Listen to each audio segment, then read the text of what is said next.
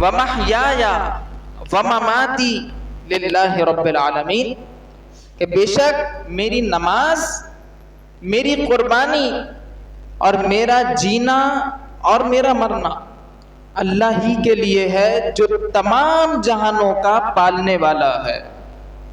تو یہاں سے ہمیں مقصد بتا دیا کہ ہم جو کام کریں گے وہ خالصتاً للہیت کے فلسفے پر مبنی ہوگا۔ آپ یہاں پر آئے ہیں نماز عید الاضحیٰ کے لیے، اول ساعات میں آئے ہیں تاکہ کلام اللہ سنیں، اللہ کا فرمان سنیں، حضور کے فرمان سے فیض حاصل کریں۔ تو یہ کس لیے ہے؟ اللہ اور اس کے رسول کی رضا کے لیے ہے۔ وہ اللہ کے لا شریک لہ، جس کا کوئی شریک نہیں ہے۔ اور اسی عقیدے کو لے کر حضرت سیدنا ابراہیم خلیل اللہ علیہ السلام نے اپنی زندگی گزاری کہ لا شریک لہ، اس کا کوئی شریک نہیں ہے۔ اور جب اپنی قوم کو دیکھا، اپنے زمانے کے احوال دیکھے، اپنے زمانے میں موجود افکار دیکھے، اپنے زمانے میں موجود لوگوں کے کردار دیکھے، تو پھر کہنے لگے اذ قال لأبیہ وقومہ، جب انہوں نے اپنے عرفی باپ یعنی چچا سے کہا اور قوم سے کہا ما هذه التماثيل التي انتم لها عاکفون، یعنی اس سے پتہ چلا کہ آپ نے پوچھا کہ یہ کون سی چیزیں ہیں، تماثیل ہیں کہ جن کے آگے تم اس طرح کا معاملہ کرتے ہو۔ اسی طریقے سے وہ بتوں کی پوجا کرتے تو حضرت ابراہیم ان سے مباحثہ کرتے، ان سے بحث کرتے، ان سے مناظرہ کرتے۔ نمرود کوئی بات کرتا ہے تو اس کے سامنے آ جاتے ہیں۔ بادشاہ وقت کے سامنے آنا کوئی عام بات نہیں ہے۔ ابھی تو کوئی کمشنر کے سامنے نہیں آ سکتا، کوئی کسی بڑے عہدیدار کے سامنے نہیں آ سکتا۔ جس کے گھر کے آگے 2 باڈی گارڈز ہوں، گارڈز کھڑے ہوں، تو اس کے سامنے بولنے سے ڈرتا ہے، چاہے جائے کہ وزیر اعلیٰ ہو، پرائم منسٹر ہو یا اس سے بھی بڑھ کر ہو۔ لیکن حضرت ابراہیم کا جذبہ دیکھیے کہ جہاں غلط ہو رہا ہے تو اللہ کی سرزمین پر غلطی کو مٹانے کے لیے آپ نے بولا ہے۔ اپنے چچا کے سامنے بولا، اپنی قوم کے سامنے بولا، یہاں تک کہ نمرود کے سامنے بولا۔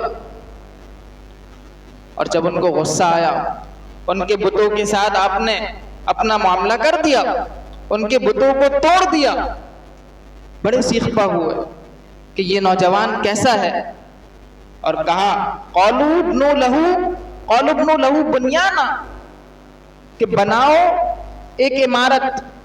تو ایک عمارت بنائی گئی جو کئی گز طویل اور کئی گز عرض میں تھی، لینتھ وڈتھ ان سب کے حساب سے ایک عمارت بنائی، اور اس کے اندر لکڑیاں ڈال دی گئی۔ فَالْقُوهُ فِي الْجَحِيمِ، اور آرڈر آ گیا کہ انہیں آگ میں ڈال دو۔ حضرت ابراہیم علیہ السلام نے وہی کرنا ہے جو اللہ کی رضا ہے، اللہ کی زمین پر نظام خداوندی کو نافذ کرنا ہے۔ اب آپ اس طرح کے واقعات سنتے آ رہے ہیں، تو میں کوئی آج تقریر کرنے آپ کے سامنے نہیں ہوں، بلکہ آپ سے باتیں کرنے کے لیے آیا ہوا۔ یہ باتیں آپ سن چکے ہیں، یہ واقعات آپ کے گوش گزار پہلے بھی کیے جا چکے ہیں اور بچپن سے سنتے آ رہے ہیں۔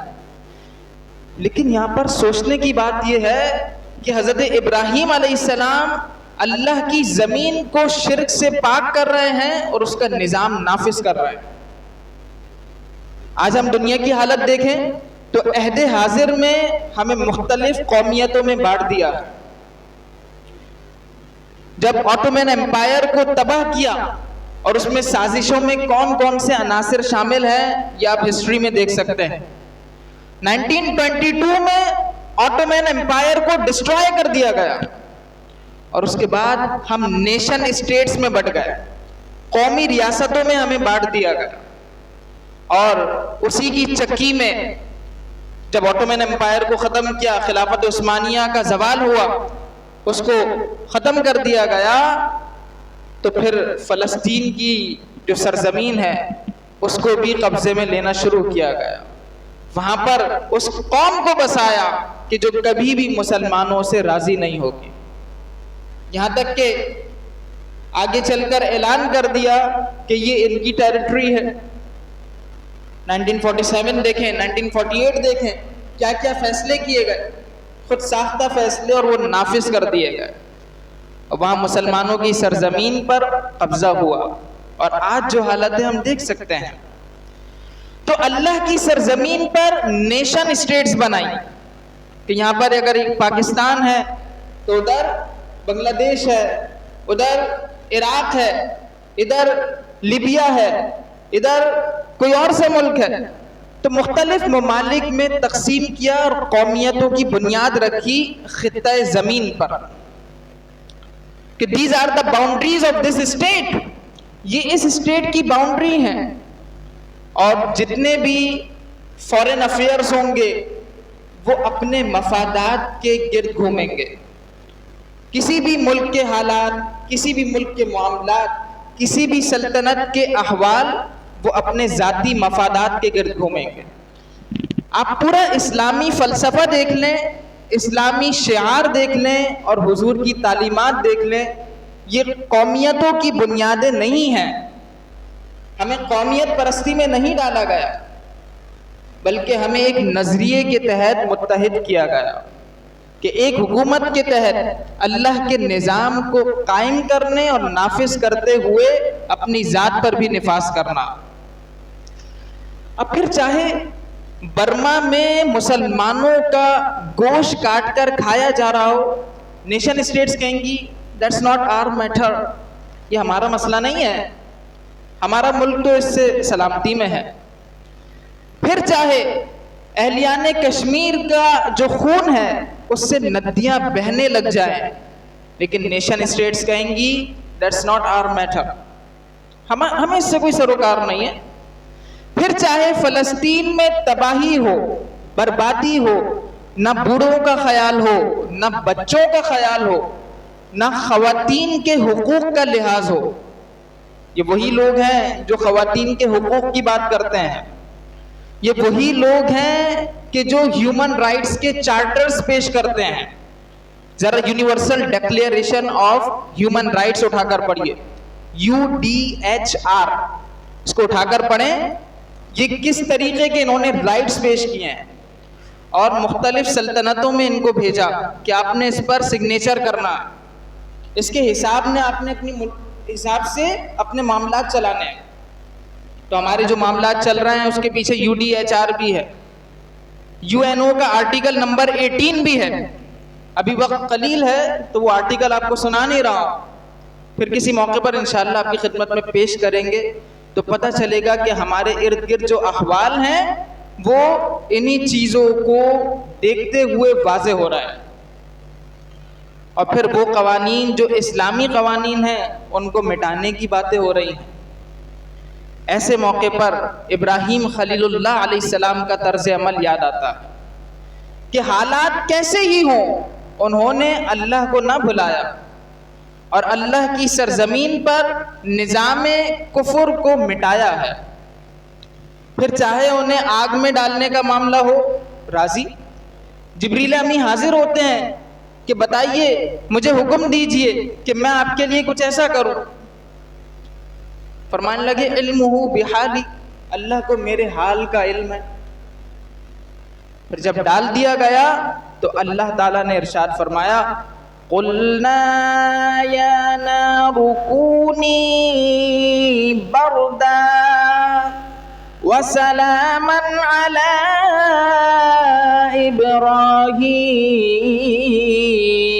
ابراہیم. ہم نے فرمایا اے آگ ٹھنڈی ہو جا اور سلامتی والی ہو جا ابراہیم علیہ السلام. جب آپ آگ میں گئے تو وہ آگ گل گلزار ہو گئی, وہ ایک بہار کی کیفیت والی ہو گئی. اسی لیے کہا نا کہ آج بھی ہو جو ابراہیم کا ایمان پیدا, آگ کر سکتی ہے انداز گلستان پیدا. وہ ایمان تو پیدا کرے, نہ آج وہ توکل رہا, نہ آج وہ تیقن رہا, نہ آج وہ یقین رہا, نہ آج وہ جذبہ رہا، نہ آج وہ ایمان کی حرارت رہی۔ نتیجہ یہ ہے کہ 57 اسلامی ممالک ہوں لیکن ظلم کے خلاف بالکل خاموش ہیں، ظلم میں شریک ہیں۔ یہ نیشن اسٹیٹس کی ہمارے سامنے صورتیں ہیں اور اس کے نتائج ہیں کہ ہمیں قومی ریاستوں میں بانٹ دیا۔ لیکن قرآن نے کیا کہا؟ ہمیں اسلام نے تعلیمات دے دی کہ تم جہاں بھی ہو تم ایک ہو، تمہارا جسم ایک ہے۔ ایک مومن دوسرے کے لیے ایک عمارت کی طرح ہے کہ جس کی ایک اینٹ دوسری اینٹ کو مضبوط کرتی ہے۔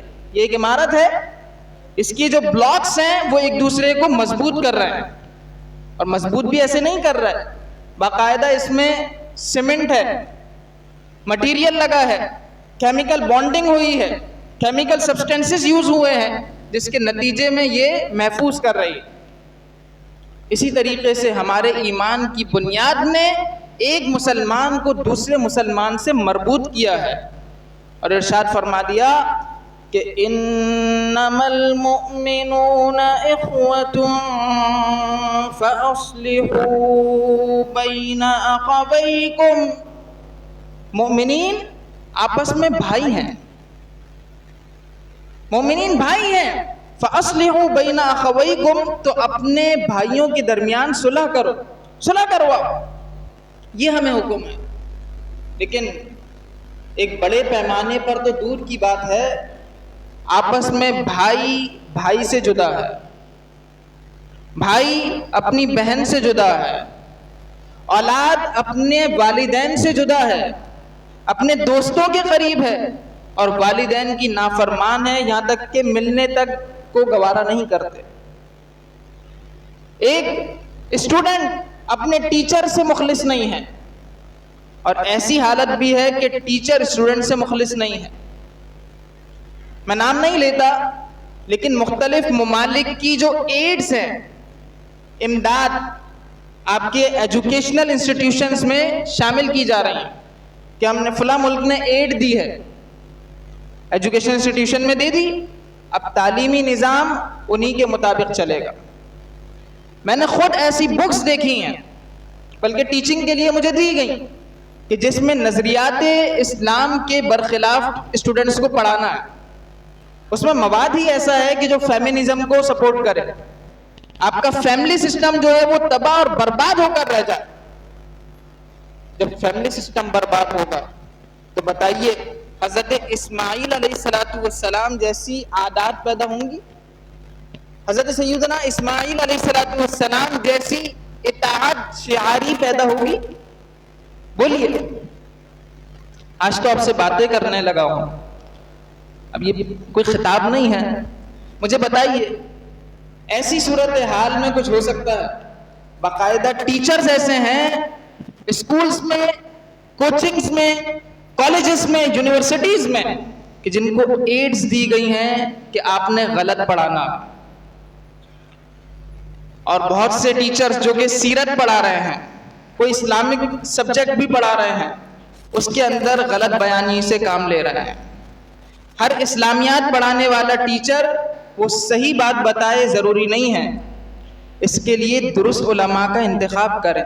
حضور نے فرمایا ان ھذا العلم دین، بے شک علم دین ہے، یہ عام بات نہیں ہے آپ دین کی بات سیکھ رہے ہیں۔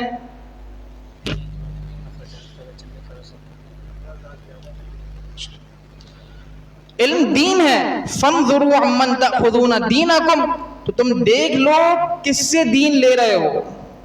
ہر سوشل میڈیا پر بیٹھا ہوا شخص دین دینے کا اہل نہیں ہے، ہر ٹیچر وہ آپ کو دین صحیح نہیں دے سکتا ہے، اس کے لیے علماء حق کے پاس آنا ہوگا، قرآن سے رابطہ مضبوط اور مستحکم کرنا پڑے گا۔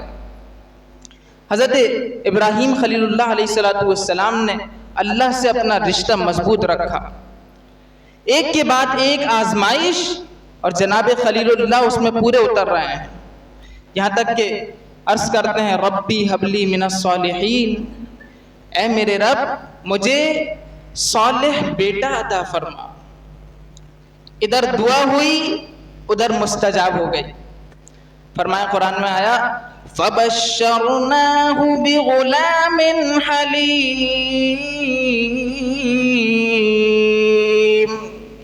تو ہم نے انہیں ایک تحمل والے، حلم والے بیٹے کی خوشخبری سنائی. فلما بلغ معه السعی، پھر جب وہ ان کے ساتھ کام کرنے کے قابل ہوئے، اس عمر کو پہنچے، تو پھر آزمائش آ گئی، آزمائش در آزمائش. جب بیٹا پیدا نہیں ہوا تھا تب آزمائشیں تھیں، بیٹے کی ولادت ہوئی، ابھی دودھ پینے کی عمر ہے، تو حکم ہوتا ہے کہ چلے جاؤ اور ایک ریگستان میں چھوڑ دو، جہاں کوئی سبزہ نہیں ہے، جہاں کوئی پانی نہیں ہے، جہاں کوئی آبادی نہیں ہے، جہاں کھانے کے آئٹمز نہیں ہیں، وہاں چھوڑ دو. اب چھوٹا بچہ دودھ پینے والا، اس کو اور اہلیہ کو چھوڑ دو، رب کا حکم ہے، چھوڑ دیا. اللہ کے حکم سے چھوڑا تھا، وہاں اللہ تعالیٰ نے ایسا کرم فرمایا کہ زمزم کو جاری فرما دیا. پھر وہ بچہ اور بڑا ہوتا ہے، ان کے ساتھ کام کرنے کی عمر کو پہنچتا ہے، تو پھر ہوتا یہ ہے، قال یا بنیا، کہتے ہیں اے میرے بیٹے، انی ارا فی المنام، بے شک میں نے خواب میں دیکھا ہے، انی اذبحک، کہ میں تمہیں ذبح کر رہا ہوں. فانظر ماذا ترى، تو بتاؤ تمہاری کیا رائے ہے. قال یا ابت افعل ما تؤمر، اے میرے والد گرامی، آپ کو جو حکم دیا گیا ہے آپ کر گزریے، آپ کر گزریے. مجھے ذبح کرنے کا حکم ہے، نبی کا خواب سچا ہوتا ہے، رب کی رضا ہے، میں اس پر راضی ہوں. اور یہی نہیں، جب آپ مجھے ذبح کریں گے تو میری حالت یہ ہوگی کہ ستجدنی ان شاء اللہ من الصابرین،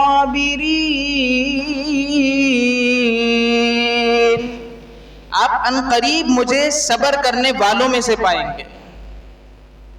پھر جب دونوں اپنا سر جھکا دیتے ہیں، وَتَلَّهُ لِلْجَبِينَ، اور حضرت ابراہیم انہیں پیشانی کے بل لٹاتے ہیں. ہم جانوروں کو ذبح کرتے ہیں تو گردن کو اوپر رکھتے ہیں، اس کی پیشانی سامنے ہوتی ہے، لیکن جناب اسماعیل کو یوں لٹایا کہ کہیں شفقت پدری کے سبب میں چہرہ دیکھوں تو مجھے پیار نہ آ جائے، میں اللہ کے حکم سے رک نہ جاؤں. آپ نے جب لٹا دیا، اللہ کے حکم کے آگے سر جھکا دیا، تو جبریل امی حاضر ہو گئے، اللہ کی طرف سے ندا آ گئی، فرمایا وَنَادَيْنَاهُ أَن يَا إِبْرَاهِيمُ، اور ہم نے ندا دی کہ اے ابراہیم، قَدْ صَدَّقْتَ الرُّؤْيَا، بے شک تحقیق تم نے اپنا خواب سچ کر دکھایا، خواب سچ کر دکھایا. اِنَّا كَذَلِكَ نَجْزِي الْمُحْسِنِينَ، بے شک ہم اسی طرح محسنین کو جزا عطا فرماتے ہیں. ان هذا لهو البلاء المبین، بے شک یہ کھلی واضح آزمائش تھی. وفدیناہ بذبح عظیم، اور ہم نے ان کے فدیہ کے طور پر ایک عظیم ذبیحہ بھیج دیا. حضرت اسماعیل علیہ السلام کی جان کو محفوظ رکھا، جنت سے ذبیحہ بھیجا، اور ابراہیم علیہ السلام کی جو یہ خدمات ہیں، جو آزمائشوں پر پورا اترنا ہے، تو اس کا نتیجہ یہ ہے وَتَرَكْنَا عَلَيْهِ فِي الْآخِرِينَ، ہم نے ان کی تعریف آگے آنے والوں میں باقی رکھی. آپ دیکھتے ہیں کہ کتنے ہی انبیاء آئے ہیں، لیکن جتنا ذکر حضرت ابراہیم علیہ السلام کا ہوتا ہے اور کسی کا نہیں ہوتا حضور کے بعد. اور حضور علیہ السلام کے بعد سب سے بڑا مرتبہ جناب ابراہیم خلیل اللہ علیہ السلام کو ملا. آپ کی اداؤں کو، آپ کے اہل خانہ کی اداؤں کو باقی رکھا گیا. کیوں؟ کیونکہ آپ نے آزمائشوں میں، انتہائی کٹھن آزمائشوں میں ثابت قدم رہتے ہوئے اللہ کا دین نافذ کیا، برے نظام کے خلاف کھڑے ہوئے ہیں، اللہ کی سرزمین پر اللہ کا نظام انہوں نے نافذ کیا ہے، رائج کیا ہے. اور یہی حضور علیہ السلام کا طریقہ ہے. اور کمال یہ ہے کہ رب فرمائے سلام علی ابراہیم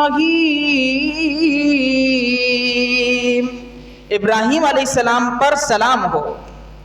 یوں تو بندے آپس میں ایک دوسرے کو سلام بھیجتے ہیں، شان یہ ہے، کمال یہ ہے، رفعت یہ ہے کہ خود سلامتی اللہ تعالیٰ بھیج رہا ہو۔ یہ حضرت ابراہیم کی شان ہے کہ جن کی سنت پر عمل کرنے کے لیے اہلیان اسلام عید قربانی میں مشغول ہیں۔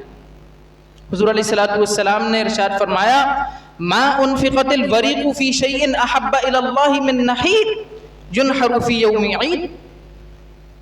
یوم نحر میں عید الاضحیٰ کے دن جو روپیہ قربانی میں خرچ کیا گیا اللہ کو اس سے زیادہ کوئی روپیہ محبوب نہیں، سب سے زیادہ یہ محبوب۔ اور قربانی کے جانور کے بارے میں فرمایا انہ لیأتی بقرونہا واشعارہا واظلافہا، کہ وہ قیامت کے دن اپنے سینگوں کے ساتھ آئے گا، اپنے بالوں کے ساتھ آئے گا، اپنے کھروں کے ساتھ آئے گا۔ وَإِنَّ الدَّمَ لَيَقَعُ مِنَ اللَّهِ بِمَكَانٍ قَبْلَ أَن يَقَعَ مِنَ الْأَرْضِ، اور قربانی کا خون زمین پر گرنے سے پہلے اللہ کی بارگاہ میں مقام قبولیت پر پہنچ جاتا ہے۔ فَطِيبُوا بِهَا نَفْسًا، تو خوش دلی سے قربانی کرو، شاد ہوتے ہوئے قربانی کرنی ہے۔ صحابہ نے عرض کی یا رسول اللہ قربانیاں کیا ہیں؟ فرمایا سنت ابیکم ابراہیم، تمہارے والد جناب ابراہیم علیہ السلام کی سنت ہے۔ حضور اس میں کیا ہے ہمارے لیے؟ فرمایا بکل شعرۃ حسنۃ، ہر بال کے بدلے میں نیکی ہے، ہر بال کے بدلے میں نیکی، اور اللہ تعالیٰ جتنا زیادہ بڑھائے گا اتنا کرم فرمائے گا۔ عزیزان گرامی، جس کے پاس استطاعت ہو اور وہ قربانی نہ کرے تو حضور نے اظہار غضب فرماتے ہوئے فرمایا کہ فلا یقربن مصلانا، وہ ہماری عیدگاہ کے قریب نہ آئے۔ لہٰذا حضور کی سنتوں پر چلتے ہوئے قربانی کا وجوب ادا کرنا ہے۔ اسی طریقے سے دین کے کاموں میں آگے سے آگے بڑھیں، جہاں دین کے کاموں میں ضرورت ہے وہاں دل کھول کر خرچ کیجیے، اور یہ جب قربانی کریں تو ارادہ کریں کہ آج جس طرح میں اس جانور کو ذبح کر رہا ہوں اسی طرح مال کی محبت کو بھی ذبح کر رہا ہوں، مال کی جو بیجا محبت ہے اس کو بھی ختم کر رہا ہوں۔ دین کے کاموں میں خرچ کیجیے، مسجد میں ڈونیشن کی ضرورت ہے، جامع مسجد علیمیہ میں دل کھول کر خرچ کیجیے تو انشاءاللہ بہت بڑا توشہ آخرت ہوگا۔ تو یہ دن ہمیں اللہ سے اور مخلوق سے قریب کرنے کا ذریعہ، رشتہ داروں میں گوشت بانٹیے، غرباء میں گوشت بانٹیے، گھر والوں کے لیے رکھیے۔ محترم احبہ، آج کا جو دن ہے یہ لوگوں کو منانے کا دن ہے، لوگوں کو اپنے قریب کرنے کا دن ہے۔ وہ رشتہ دار کہ جن سے نہیں ملتے تھے اب ان سے بھی ملنا، جن سے تعلق توڑ دیا تھا اب ان سے تعلق جوڑنا، لوگوں کو تنگ کرنے سے دور رہنا ہے۔ لہٰذا قربانی کا جب جانور ذبح ہو جائے تو پھر جو گندگی ہوتی ہے چونا وغیرہ ڈال دیں، صفائی ستھرائی کا خوب اہتمام کریں، ایسا نہ ہو کہ ہمارے کسی عمل سے کسی کو اذیت ہو۔ تو امید ہے کہ سب کوشش فرمائیں گے، اللہ تعالیٰ سب کی قربانی کو قبول و منظور فرمائے۔